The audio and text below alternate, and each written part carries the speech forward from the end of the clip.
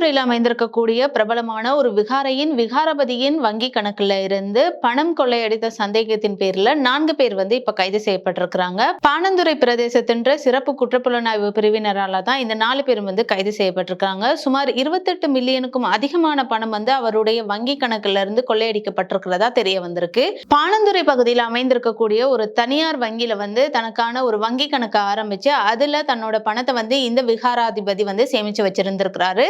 சமீபத்துல அவருடைய தேசிய அடையாள அட்டை காணாமல் போயிருக்கு. இதுக்கு பிறகுதான் அவருடைய வங்கி கணக்குல இருந்து இப்படி பணம் காணாமல் போயிருக்கிறது அவருக்கு தெரிய வந்திருக்கு.